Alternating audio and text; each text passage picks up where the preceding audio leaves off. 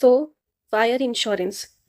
Now, what do you mean by a fire insurance? Fire insurance is a form of property insurance. Property insurance means जो आप अपनी property पे लेते हो, for example अपनी office building पे या अपनी हाउस बिल्डिंग पे.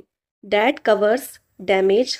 डैमेज मीन्स ये कवर करता है अगर आप फ्यूचर में आपकी बिल्डिंग पे कोई भी डैमेज हो, फॉर एग्जांपल फायर हो जाए, and losses against fire during a specified period. Specified period means एक स्पेसिफिक पीरियड होता है फायर इंश्योरेंस का.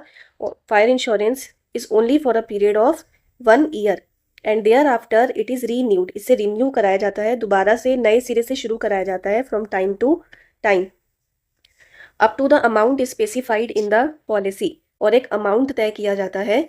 सो a fire insurance is a form of property insurance. ये एक तरह का प्रॉपर्टी इंश्योरेंस है.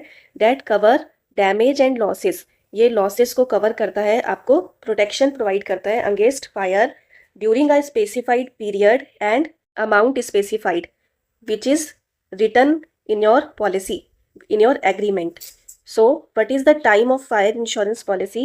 Basically it is a for a period of 1 year and then after it is renewed from time to time.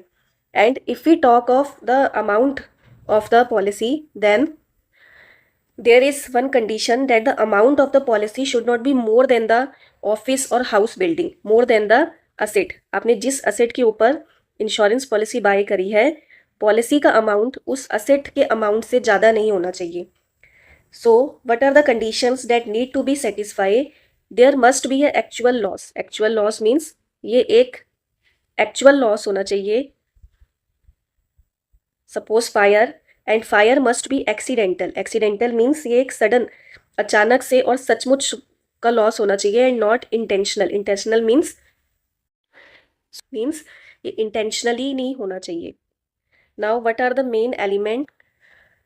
Now what are the main elements which cover the fire insurance? So fire insurance के क्या क्या main elements हैं? First is insurable interest. Insurable interest जो basis है insurance का, means अगर आप अपनी ऑफिस बिल्डिंग या आप अपने हाउस पे इंश्योरेंस बाय कर रहे हो तो उसमें आपको इंश्योरेबल इंटरेस्ट होना चाहिए, विच मीन्स जो घर है वो आपका ही होना चाहिए, किसी नेबर का नहीं होना चाहिए. मीन्स उसमें आपको एक मॉनेटरी इंटरेस्ट, आपका एक इंटरेस्ट इन्वॉल्व होना चाहिए उसमें, कि अगर उस घर में, सपोज यहाँ पे हम फायर इंश्योरेंस पढ़ रहे हैं, अगर उस घर में आग लगती है तो नुकसान आपका होना चाहिए, नेबर का नहीं होना चाहिए. मीन्स उस घर में आपका ही मॉनेटरी इंटरेस्ट होना चाहिए, और अगर उस घर में आग लगी है तो वो नुकसान आपका खुद का ही होना चाहिए. सो यही एक बेसिस होता है इंश्योरेंस को खरीदने का. So insurable interest must be present both at the time of insurance. So at the time of insurance भी और at the time of loss भी ये insurable interest present होना चाहिए. Without it the contract of insurance is void. Void means इसके बिना insurance नहीं माना जाएगा. So insurable interest both time पे present होना चाहिए, जब आप insurance खरीद रहे हो प्लस जब आप compensation मांग रहे हो insurance कंपनी से. Second main element is fire insurance is a contract of good faith. Good faith means ये दोनों पे डिपेंड करता है, insurer as well as insured. जिसने इंश्योरेंस परचेज किया है और इंश्योरेंस कंपनी की, वे दोनों ही एग्रीमेंट के जो एलिमेंट्स हैं उन्हें डिस्क्लोज करे. इंश्योरेंस कंपनी पर्सन को सारे एलिमेंट्स बताए, सारे टर्म्स एंड कंडीशंस एक्सप्लेन करे उस पॉलिसी को खरीदने की. और जो इंश्योर्ड पर्सन है, जो अपना घर इंश्योर करवा रहा है या कोई भी बिल्डिंग अपनी इंश्योर करवा रहा है, वो उस वहाँ पे किस तरीके का काम होता है, कैसे वहाँ पे क्या क्या पर्सन्स रह रहे हैं, तो ये सारी डिटेल देनी ज़रूरी है. Insured should disclose the nature of property. Nature बताए उस प्रॉपर्टी का, and risk attach to it. The insurance company should also disclose the facts of the policy to the proposer. So insurance company भी सारे terms और details explain करे, और insured person भी उस बिल्डिंग के बारे में या ऑफिस बिल्डिंग में किस तरह का क्या नेचर, किस तरह का काम हो रहा है, वो एक एक्सप्लेन करे कि क्या क्या इस बिल्डिंग के साथ रिस्क अटैच है, क्या क्या रिस्क हो सकते हैं, किस किस वजह से आग लग सकती है. So the third main element is a contract of strict indemnity. Strict indemnity means जो इंश्योर्ड पर्सन है, जिस चीज़ पे उसने इंश्योरेंस करवाया है, वो प्रॉफिट अर्न नहीं कर सकता उस चीज़ से, इंश्योरेंस कंपनी से. उसको सिर्फ एक लॉस का अमाउंट ही कंपनसेशन के रूप में मिलेगा। For example, the insured can in the event of loss, so in the event of loss due to fire, अगर आग लगती है, so can only recover the actual amount of financial loss, तो वो क्या रिकवर कर सकता है, जितना उसे एक्चुअली लॉस हुआ है उसको कैलकुलेट किया जाएगा, सिर्फ उसे ही वो इंश्योरेंस कंपनी कंपनसेट कर सकती है, उतना ही पैसा उसे रिटर्न में मिलेगा, suffered by him from the insurer. Suppose some insurance companies also deduct the depreciation in case of a asset, क्योंकि जितना उसने asset इस्तेमाल किया है तो उसकी भी एक वैल्यू होती है, तो उसे डिडक्ट करके फिर वो अमाउंट पे करेंगे। लेकिन ज़्यादा से ज़्यादा इंश्योरेंस कंपनी ये ट्राई करती है कि उसके जो लॉस है उसको वो गुड कर सके, मैक्सिमम अमाउंट पे कर सके इंश्योर्ड पर्सन को।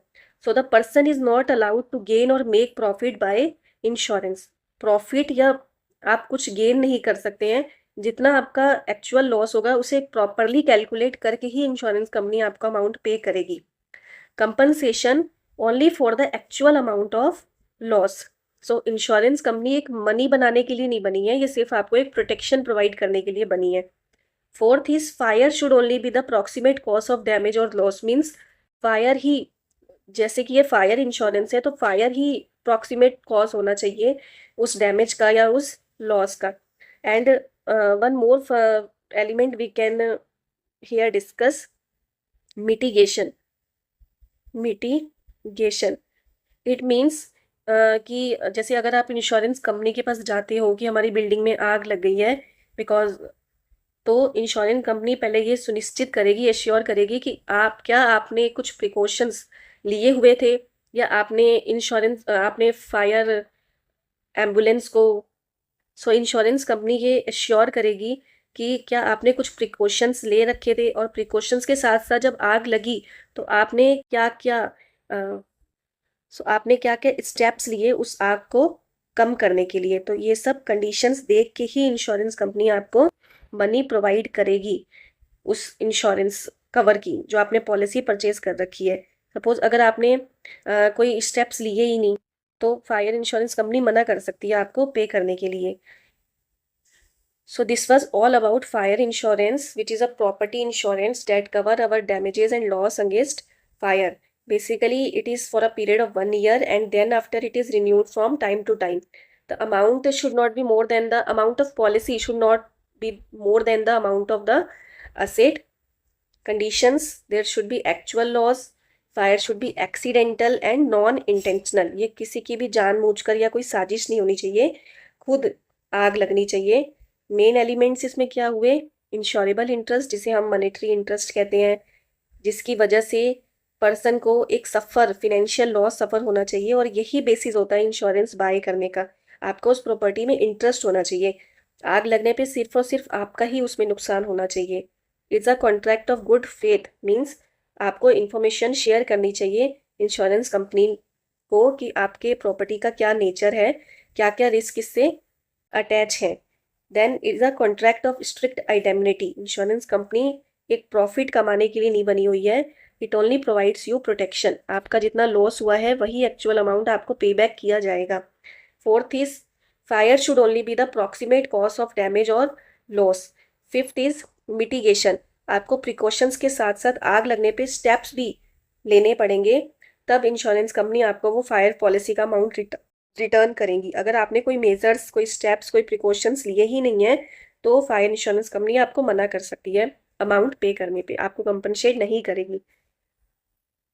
सो आपको एक सेंसिबल पर्सन की तरह वर्क करना है किसी भी मिस हैपनिंग पे, उस पॉलिसी का अमाउंट लेने के लिए, रिटर्न लेने के लिए।